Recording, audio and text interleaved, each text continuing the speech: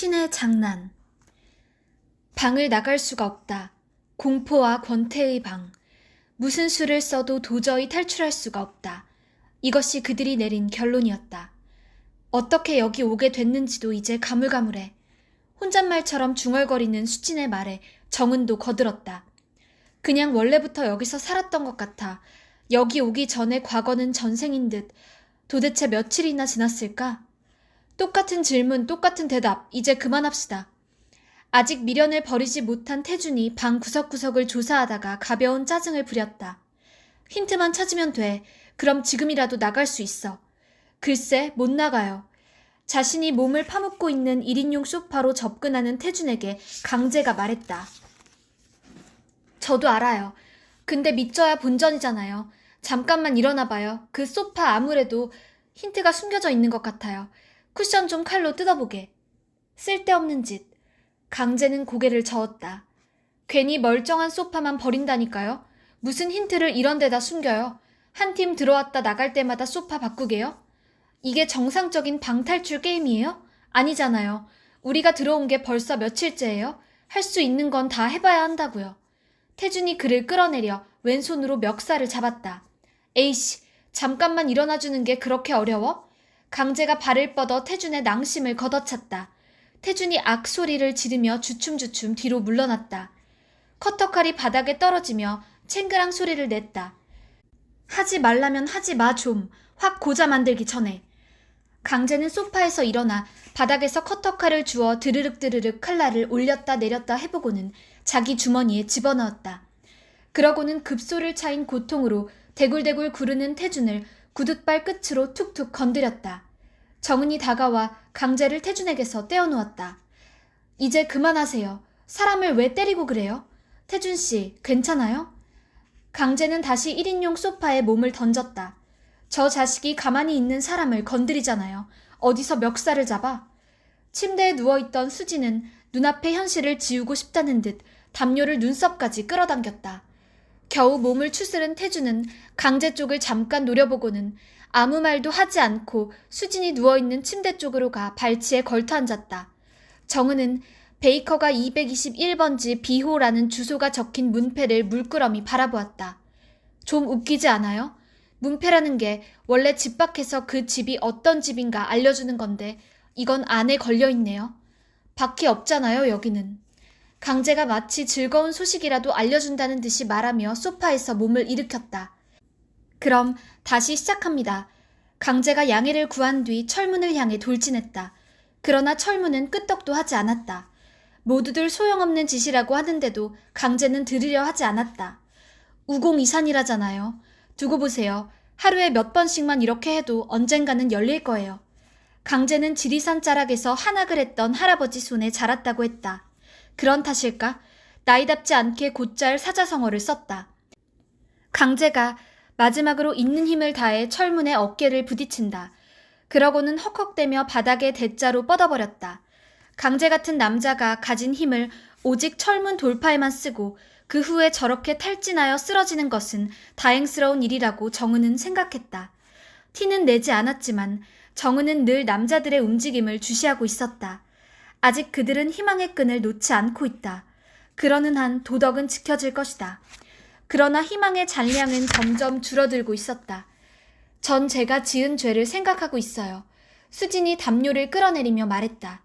얼굴 크기에 비해 지나치게 크다 싶은 눈으로 멍하니 천장을 응시하고 있었다.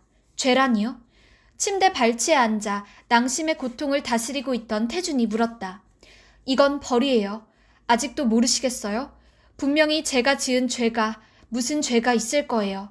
그게 뭔지 아직은 모르겠지만 그 벌로 여기에 갇힌 거죠. 그러니까 모두 힌트가 아니라 자기 죄가 뭔지, 뭐 때문에 여기 이렇게 갇혀있게 됐는지를 알아내야 돼요.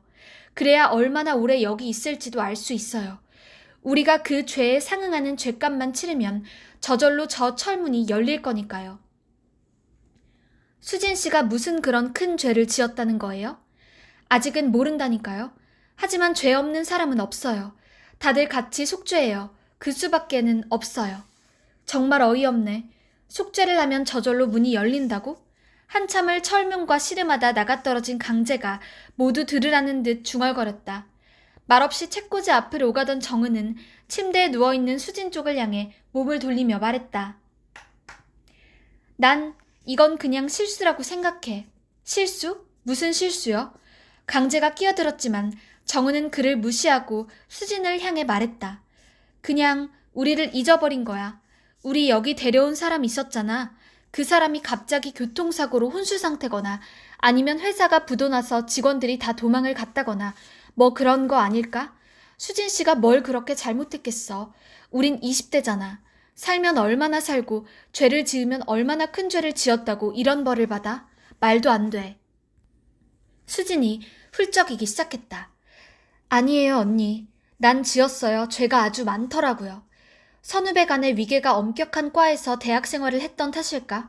1살밖에 차이가 나지 않는데도 정은에게 언니 대접을 했다. 태준이 수진을 달랬다. 또 울어요? 그만 좀 우세요. 힌트는 반드시 있어요. 실수든 벌이든 간에 이 방이 원래 방탈출 게임으로 설계됐다면 나갈 수 있는 방법도 마련해뒀을 거예요. 정은은 태준이 이토록 힌트에 집착하는 게 왠지 불안했다. 그는 하루 종일 방을 뒤지고 서가에 꽂힌 셜록 홈스 전집을 읽고 또 읽었다. 어느 날 그의 희망이 처절한 절망으로 귀결될 때 그가 무슨 짓을 저지를지 몰랐다. 차라리 온몸으로 철문에 돌진하는 강재가 더 나았다. 태준, 넌 왜 우울을 모르니? 제발 가만히 앉아서 목까지 차오르는 절망감에 몸을 맡기렴. 수진처럼 자신이 지었을 죄나 생각하면서 도대체 뭘 잘못했길래 이런 일을 당하는지 자책도 좀 하면서 그렇게 묵묵히 시간을 견디면 안 되겠니? 왜 아무도 우리를 찾지 않을까요? 이상하지 않아요? 수진의 물음에 강재가 자신있게 대답했다. 찾고 있을 거예요. 여기 들어올 때 모두 휴대폰 맡겼잖아요. 그럼 거기서 신호가 발신돼요. 연수 들어간다고 했으니 며칠은 그러려니 하겠지만 결국은 가족들이 실종 신고를 하게 될 거고 그럼 경찰이 우리를 찾아낼 거예요.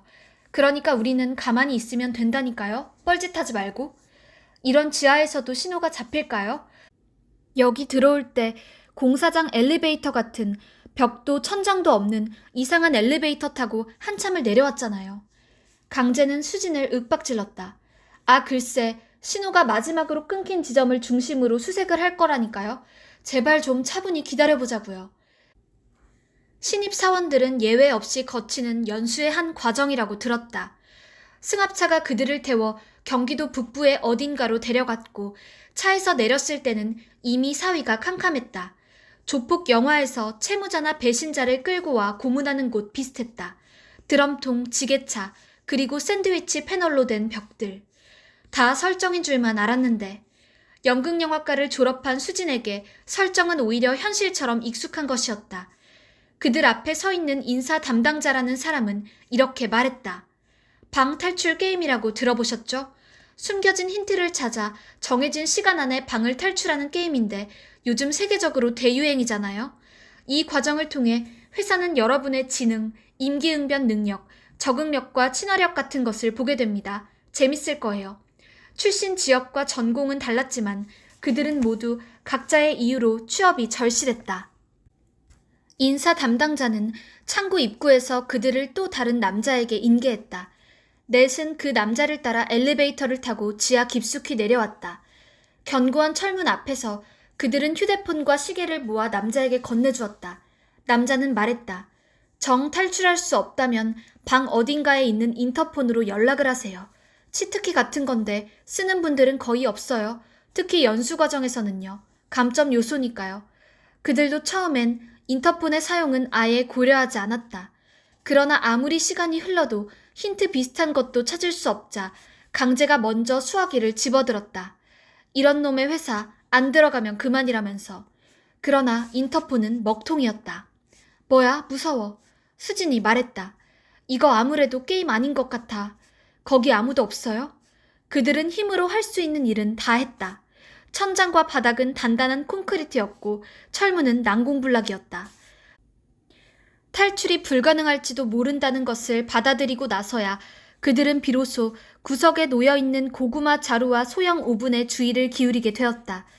그들은 일단 고구마를 구워 화장실에서 받아온 물의 도움으로 삼켰다.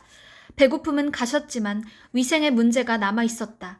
세면도구를 준비해오지 않았고 화장실에는 비누조차 없었기 때문에 남자들은 면도를 하지 못했고 여자들의 피부는 버석버석 말라갔다. 정은은 속옷을 갈아입고 싶어 미칠 것 같았다. 모두들 들어올 때 입은 그대로 살아가고 있었다. 오래전부터 수진에게서는 잘 마르지 않는 빨래 냄새가 나기 시작했다. 정은은 자신도 비슷할 것이라 생각했다. 더 걱정스러운 것은 생리가 터지는 것이었다. 몸에서 나올 그 많은 피를 처리할 방법은 화장실의 두루마리 휴지뿐이다. 게다가 수진은 변비로도 고통받고 있는 눈치였다. 바뀌었으면 좋겠어요. 화장실은 가고 생리는 멈추고. 수진의 말이었지만 정은 역시 절실히 바라는 바였다. 언젠가 극한 상황에 처한 여성들은 생리가 멈추기도 한다고 들었다. 나의 몸이여, 이 정도면 충분히 극한 상황이라고 할 수 있지 않은가? 걱정은 멈추지 않는다. 화장실은 막히지 않고 잘 작동할 것인가? 만약 막힌다면 어떻게 될까? 커피 전문점 알바로 일할 때 가장 힘든 것은 툭하면 막히는 화장실의 변기를 뚫는 일이었다. 그래도 그때는 안 되면 도움을 받을 수 있었다. 지금은 상상도 하기 싫었다. 돼지우리와 다를 바 없을 것이다. 똥오줌과 함께 뒹굴면서도 배가 고프면 더러운 손으로 뭔가를 주워 먹겠지. 그럼 바로 자살할 거야. 물론 누군가 탈출의 방법을 찾아낸다면 정은은 다른 이들 따라 밖으로 나갈 것이었다. 그리고 2평짜리 고시원으로 돌아갈 것이었다. 아무리 옆방 사람의 잠꼬대까지 들리는 공간이라 하더라도 그곳은 시선의 프라이버시와 최소한의 안전이 보장되는 곳이었다. 정은은 생각했다. 강제처럼 저렇게 철문에 몸을 부딪히고 싶지도 않고 태준처럼 코를 킁킁대며 방 구석구석을 더듬고 싶지도 않고 수진처럼 울며 속죄하고 싶지도 않다. 이곳을 나가고 싶지만 어떻게 해야 나갈 수 있을지를 모르겠다. 다른 셋은 왜 그 방법을 안다고 믿고 있을까? 나는 왜 그런 믿음이 전혀 생기지 않을까? 혹시 이런 태도 때문에 망한 걸까? 아니다. 오히려 이런 태도를 철저하게 견제하지 않았기 때문에 여기에 오게 된 것이다. 그런 좋은 일자리가 나에게 올 리가 없었다. 그런데도 덥석 물고 말았고 그 결과 이런 함정에 걸려든 것이다. 알바나 하면서 나름 잘 살고 있었는데 쉬는 날이면 10,000원의 네캔인 수입 맥주를 감자칩과 함께 마시면서 밀린 드라마를 몰아보던 평화로운 삶이었는데 저 책이 왜 저기 있지? 셜록 홈스 시리즈 같은 추리소설로만 가득 찬 서가에 뜬금없는 책이 보였다. 정은은 책 앞에 멈춰섰다. 태준이 자신의 움직임을 주시하는 것이 느껴졌다. 서가로 다가가는 것만으로 자신의 탈출 방법을 지지하는 것으로 여기는 게 분명했다. 그렇게 생각하든 말든 알 바 아니었지만 그냥 나에 대한 관심을 좀 끊어줘, 태준씨. 책은 로버트 D. 아이셋이 지은 긍정의 심리학이었고 부제는 내 인생이 행복해지는 이었다. 한때 꽤나 베스트셀러였던 듯 그녀가 커피 전문점 알바 시절에 잠깐 사귄 남자의 방에도 있었다. 낙관의 힘, 간절히 원하면 온 우주가 도와준다 같은 류의 말을 믿는 남자였다. 매년 다이어리를 새로 사고 연간 계획을 짜고 규칙적으로 운동을 하고 자신에게 걸맞은 여자친구를 찾고 아니다 싶으면 미련 없이 바로 헤어지는 사람. 그의 방에서 저 책을 보는 순간 그녀는 그와 오래 만날 수 없을 것을 알았다. 그녀는 긍정이니 낙관이니 하는 말만 들어도 온몸에서 힘이 쭉 빠지는 체질이었다. 예감대로 그와는 오래가지 못했다. 그런데 바로 그 책이 서가에 꽂혀 있었던 것이다. 이건 질이 나빠도 너무 나쁜 농담이 아닌가. 정은이 그 책을 뽑아들자 태준이 소리쳤다. 그 책 별거 없어요. 내가 다 봤어요. 태준과 의견이 일치할 때도 있구나. 네, 알아요. 별거 없겠죠. 정은은 서가 앞 바닥에 앉아 서문을 몇 줄 읽어보았다. 저자는 행복은 외부에서 특별한 이벤트가 발생해 나에게 흘러들어오는 것이 아닌 내가 내 안에서 감정과 정서를 조절해 만들어가는 것이라고 말하고 있었다. 위대한 아이셋 박사님, 저 대신 여기 좀 계셔주실래요? 박사님이 이런 공간에서도 감정과 정서를 조절해 능히 행복을 만들어갈 수 있을지를 지켜보고 싶네요. 책은 제가 대신 써드리겠습니다. 제목은 초긍정의 심리학. 저는 그 어떤 일을 겪어도 그 어떤 진상을 만나도 그 어떤 곳에 갇혀도 긍정할 수 있습니다. 아니, 할 수밖에 없었고 하다 보니 다 초월하게 되었습니다. 그렇게 되니까 정말 행복해지더군요. 아, 나는 남의 똥으로 막힌 변기를 척척 뚫는 커피 전문점 알바라네. 계산대 앞에서 전화번호를 따려는 중년의 아저씨들에게도 활짝 웃어줄 수 있는 초긍정의 아이콘이라네. 자존감이 마구마구 높아지네. 이젠 그 어떤 일도 할 수 있네. 그랬더니 이런 곳에 오게 되었네요. 인생이 저를 시험에 들게 하는군요. 정은, 너는 과연 어떤 것까지 감당할 수 있는 사람인가? 깨어났을 때 아무 고통도 없으면 죽은 줄 알라는 말을 책에서 본 적이 있었다. 잠에서 깰 때마다 그 말이 생각났다. 서로에게서 풍기는 지독한 냄새, 숨이 막힐 것 같은 갑갑함, 가슴을 짓누르는 불안감, 차가운 바닥에서 올라오는 냉기 덕분에 살아있다는 것을 알게 되고 동시에 그것에 절망하게 되는 그런 순간마다